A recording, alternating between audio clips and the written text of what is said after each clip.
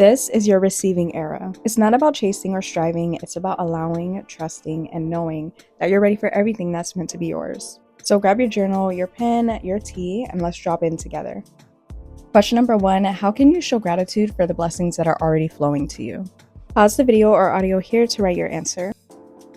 Practicing gratitude is one of the fastest ways to attract more abundance. It's also one of the quickest ways to shift your energy and reality, because once you pour your energy and focus into all that you're grateful for, you create more experiences to be grateful for. Your energy is one of your greatest currencies, so make sure that you're mindful about where you're spending it. There's abundance around us at all times, and I personally love writing a daily gratitude list.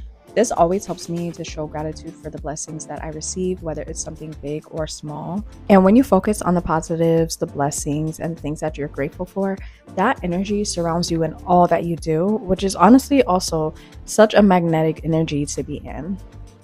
So what I try to do randomly throughout the day as well, for example, when I go outside, I'll say things like, I'm so grateful for the sun, the wind, the grass, the trees, my life, the day, and all that I'm receiving. This is where your energy really starts to shift, because when you focus on what's already flowing, you multiply it. Gratitude turns moments into memories and ordinary into miracles. And it's not just about writing a list of things that you're thankful for, but also feeling the gratitude in your body. When you thank your present circumstances, you open the door for more to come. So make it a routine. Wake up and say thank you for one thing that's going right, and end your night by acknowledging one thing that brought you peace.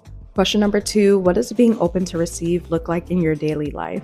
Pause the video or audio here to write your answer. Being open to receive doesn't always necessarily mean a grand gesture or perfect alignment. Sometimes it's just as simple as saying yes when someone offers help instead of brushing it off with "I got it," or even taking a nap without guilt, or actually celebrating yourself for showing up instead of waiting for someone else to notice. It's letting the universe love you in small ways and allowing your day to unfold without trying to rush the outcome. Even as simple as trusting that every good thing that's coming your way doesn't always have to be earned, just embraced. So ask yourself, do your actions show that you're open to receive? Do you speak about your life like things are always working out for you? Do you let people pour into you, or do you block it out because you don't want to owe anyone anything? The truth is that receiving is a practice and a lifestyle. And the more that you allow small blessings, the easier it becomes to receive bigger ones. So start with the little shifts: saying thank you, accepting compliments, and letting peace in. The beautiful thing about this is that it's training your nervous system to feel safe in abundance. Question number 3: where are you still trying to control what's meant to flow naturally? Pause the video or audio here to write your answer. Now, this one can hit a little deep, because if we're being honest, letting go of control can feel scary, especially when you've had to depend on yourself for so long. But the truth is, control doesn't protect you, it just exhausts you. And when you try to micromanage your blessings, it's like telling the universe that you don't trust it to show up for you. But what if you did and just loosened up your grip enough to let things unfold in divine timing? Sometimes what you think you're losing control of is actually being rearranged for you. And you're not behind, you're just being redirected. You're also not being ignored, you're just being aligned. So as you reflect, ask yourself, what if you didn't have to know the how, the what, or the when, and you just play your role and stay open, grounded, and ready to receive? The moment that you stop trying to control every outcome, you give space for something better to flow in, and something that's actually aligned with you and matches your energy. So continue to keep putting in the effort and showing up every day, because if you clicked on this video, then you're already on track to living in abundance. You're already experiencing a timeline shift, or just an era where you're fruitful. Question number 4: what beliefs or patterns are you ready to release to fully embody ease and abundance? Pause the video or audio here to write your answer. This question definitely requires some deep healing work, especially surrounding your beliefs about abundance. Before you fully step into your receiving era, you have to unpack the stories that taught you not to. So the ones that say that you have to struggle to be worthy, or if things are too easy, something's wrong. Because what if ease was the goal? What if abundance wasn't something to chase, but something to remember that you're already connected to? Abundance is our birthright, and it's okay if those old beliefs still echo sometimes, because they come from survival and from moments that you didn't feel safe to trust, even just from beliefs that you may have been taught growing up. and just things that you even hear within society. So it's so important to realize that you're not in that version of your life anymore. You can release that scarcity that made you overwork, the self-doubt that made you shrink, and the patterns that made you settle. And a lot of people don't realize that, especially when it comes to your beliefs about certain things, that can be your major blockage right there. So start replacing your thoughts and the things that you say. For example, replacing "I have to earn it" with "I am aligned with it." And replacing things like "it's too good to be true" with "it's finally my time," or "it's possible," "it's a possibility," "it's happening."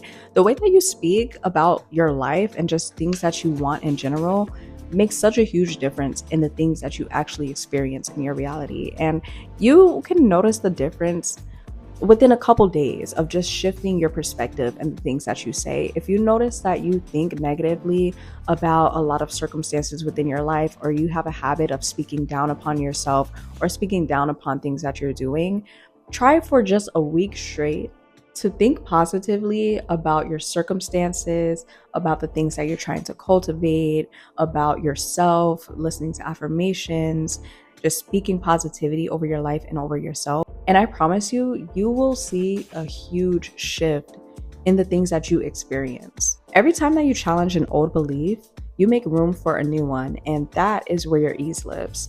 It's in the spaces that you create after releasing everything that no longer serves you or deserves to take up your energy and space.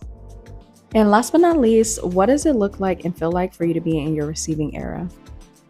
Pause the video or audio here to write your answer.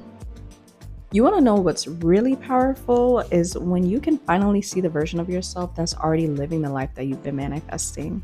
Your receiving era isn't a destination, it's a frequency.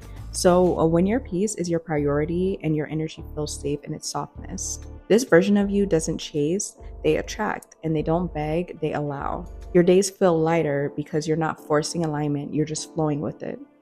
And the more clearly that you can picture it, down to even what you're wearing, where you live, the energy of your mornings, the people who make you feel seen and loved, the more your reality begins to shape itself around that vision. This is a huge part of like the law of attraction and just manifestation in general, is acting as if. So moving as if you already have the things that you want, setting your routines to reflect the life that you already desire, showing up every day as if you already have the things that you want. That energy as well is extremely magnetic to the things that you want to attract. And this is something that I've even implemented when it comes to manifesting things within my own life, is acting as if I already have it, knowing that it's coming to me, knowing that I can easily align with it, knowing that abundance is my birthright. And it really has helped me to manifest a lot of different things, down to events, down to opportunities, down to people. So many different things have come out of me just embodying the energy that I want to be and having that trust and that faith that I'm aligning with the things that I desire. So if you're writing these things out and it almost feels like it's too good to be true, keep writing anyways, because that vision that you just described is your energetic blueprint. Now your only job is to match it. And that's with your actions, with your mindset, and with your beliefs that you deserve to receive it. So know that you've done the work and you've released what needed to go. You're entering a season that feels lighter, where everything that you've been calling in is already finding its way to you. This is your abundant era where your peace is protected, your joy is intentional, and your blessings don't have to be chased, they just arrive. You're allowed to feel good, you're allowed to be soft, to be seen, and to be supported, and you're allowed to let life get easier. Every moment you choose gratitude, trust, and alignment, you are opening yourself up to more of what you desire. So keep your heart open, keep your energy cleansed, and your mind focused on everything that it is working. And to everybody that's watching this, know that you are magnetic now, you're radiant, and you're in flow. I hope you enjoyed this session. If you did, be sure to like, comment, share, and subscribe, and I'll catch you guys next time. Peace out and much love.